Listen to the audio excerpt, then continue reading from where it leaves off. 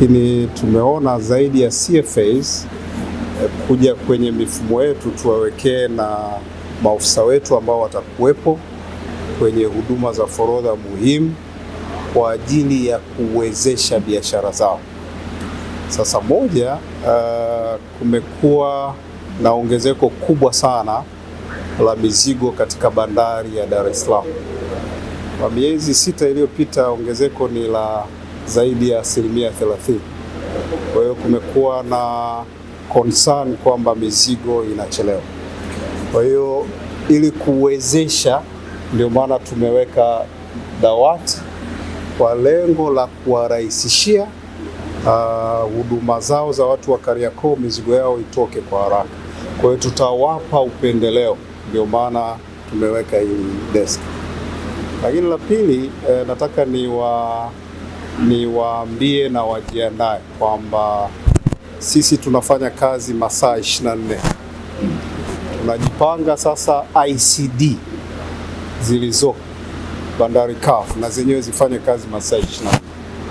Na masaa 24 maana yake mizigo ipokelewe, mizigo ikaguliwe, na hata release baada ya kulipwa kodi zinazohusika zitolewe ndani ya masaa 24.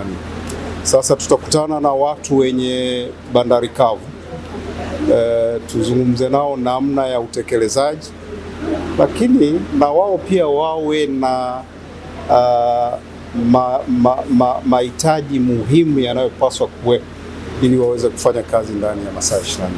Kwa hiyo niwahakikishie wafanyabiashara wa soko la kimataifa la Kariakoo na wafanyabiashara wengine kwamba TRA kupitia huduma za forodha imejipanga kutenda haki, kwamba assessment zinazotolewa ziwe sawa kulingana na aina ya mzigo ulioletwa, lakini tumejipanga kutoa huduma kwa haraka, tumejipanga kurahisisha ili wanunuzi wengi wa kimataifa waje kupata huduma katika soko la kimataifa la Kariakoo. Juma Hassan ni kamishna wa forodha katika Mamlaka ya Mapato Tanzania.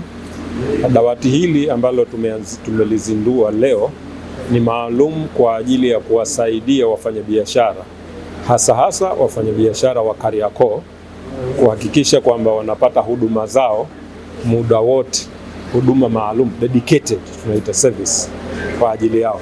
Na hii imekuja kutokana na kwamba kwa siku za karibuni kumekuwa na ongezeko kubwa la bidhaa ambazo zinaingia nchini.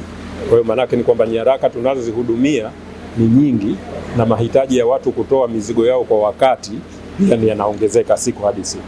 Kwa hiyo ndio tukaamua katika kutekeleza maagizo ambayo Mheshimiwa Rais aliyaagiza, tutoe huduma hii, tuwe na dedicated desk kwa ajili ya kuwahudumia wafanyabiashara wa Kariakoo, kuhakikisha kwamba wanaweza kupata huduma zao maalum.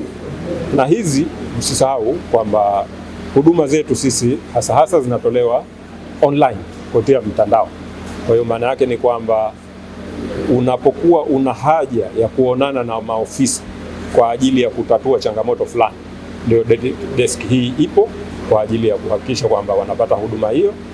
Pale ambapo kuna changamoto yoyote ambayo unashindwa kuipata kupitia huduma zetu za online, utakuja kwenye dedicated desk kwa ajili ya kupata huduma hiyo.